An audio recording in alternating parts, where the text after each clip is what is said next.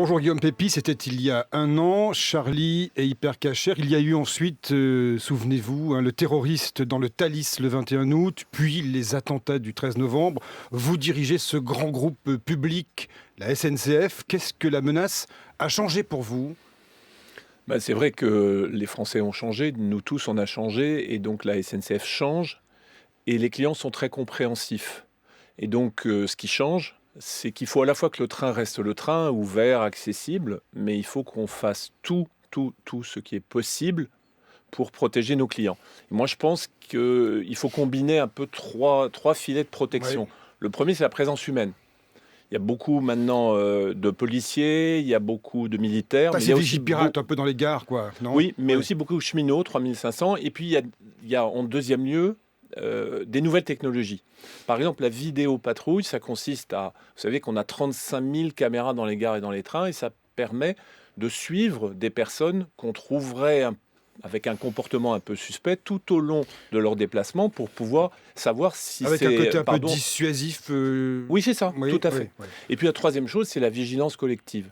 On n'est pas tous des héros, mais on a tous des yeux et des oreilles. Et c'est pour ça qu'on a créé le 3117. C'est un numéro national d'alerte. Il y a déjà eu 15 000 appels depuis qu'on l'a créé. Et c'est un numéro dans lequel toute personne qui est dans un train ou dans une gare ou dans un métro peut dire bon, écoutez, moi, il y a quelque chose de bizarre. Un colis, quelqu'un qui a un comportement Ça vraiment marche, anormal. ça fonctionne, ça. 15 000 Ouais. appels. Ouais. Et on peut même, si on hésite à faire le numéro, on peut même faire un SMS au 31 17 7. Mais pardonnez-moi, il va où ce numéro? Parce Il qu'une va fois qu'on est alors dans le train, vers un central évidemment d'appel qui est à la SNCF. Et ce central d'appel, soit il appelle la gare pour dire, bon, par exemple, il y a un objet abandonné, allez voir tout de suite. Soit si c'est quelqu'un qui a un comportement suspect, il peut appeler notre service de sécurité qui s'appelle la SUGE, soit si c'est quelque chose de grave, il balance immédiatement la communication et l'info sur les forces de police. Donc c'est une sorte de gigantesque, pardonnez-moi l'image, gare de triage. parce que dans le train, je m'imagine dans les conditions du Thalys la dernière fois. Donc moi, je vois quelque chose de suspect, je fais 31 117, mon texto va partir dans un centre, je ne sais pas où. Alors, Non, mais soyez pas... considérons qu'il partira et qu'il reviendra derrière. Soyons pas négatifs. Est-ce que c'est pas plus simple de tirer le signal d'alarme, quoi? Alors, non, mais sérieusement. On peut tirer le signal d'alarme, il est fait pour ça. Mais de toute façon, pour protéger et faire tout ce qui est possible pour protéger nos clients, il n'y a pas une solution miracle.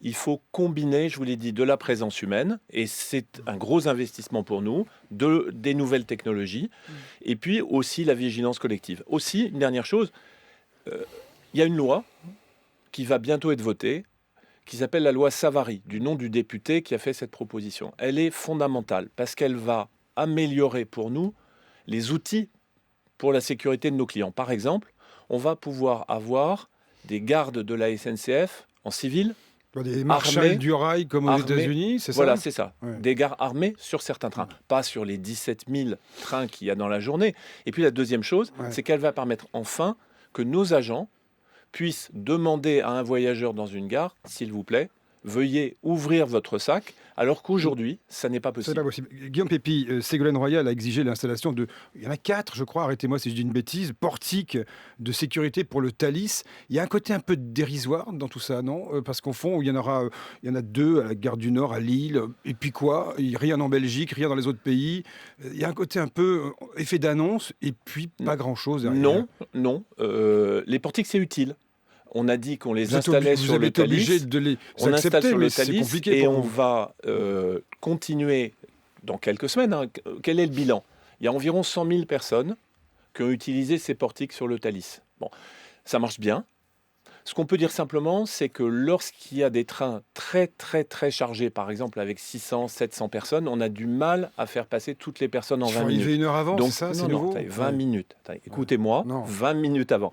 Et donc, peut-être qu'il va falloir porter ce délai à 25 minutes ou à 30 minutes. Et encore une fois, on verra, une fois que l'expérience sera complète, on verra s'il faut prendre la décision d'en mettre ailleurs.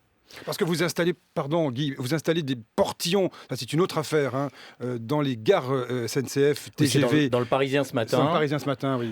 Un système de barrière automatique à l'entrée des quais de TGV. Oui, on fait feu de tout bois, je vous l'ai dit. Ça, c'est pour la fraude, mais... Notre plan est carré. Et la volonté que je porte, c'est de tout faire pour la protection de nos clients. Et donc, à la gare Montparnasse et à la gare de Marseille-Saint-Charles.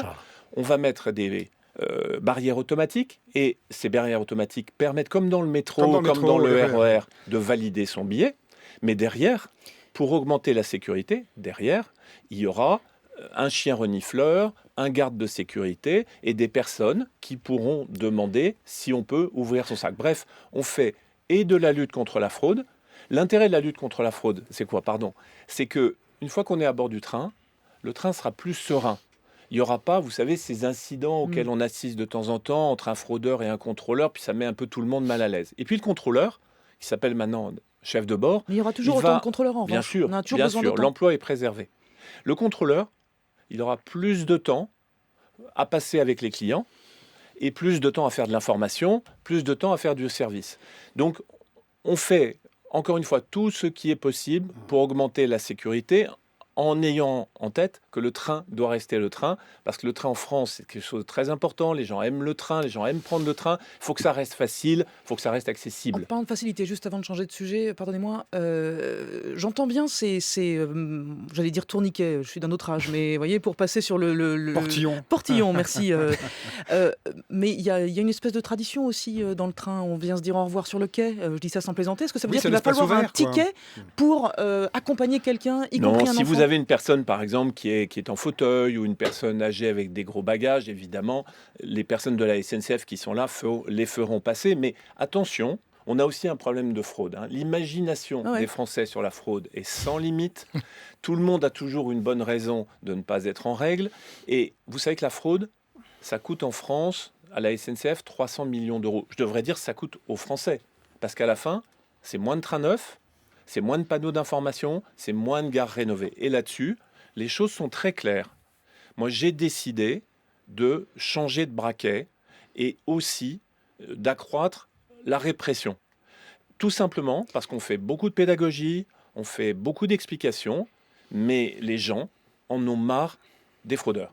La fraude, ça coûte. La sécurité, ça coûte aussi. Vous avez évoqué tout à l'heure le député Gilles Savary. Je voudrais qu'on l'écoute juste une seconde. Soit on met ça sous le tapis, donc c'est le contribuable qui va payer, soit on le met dans le déficit de la SNCF qui déjà n'en peut plus, soit, c'est ce que je propose, on met en place une taxe de sûreté qui est répercutable sur les billets. Elle sera très modique puisqu'il y a énormément de voyageurs de bus, de cars, de trains, de tramways.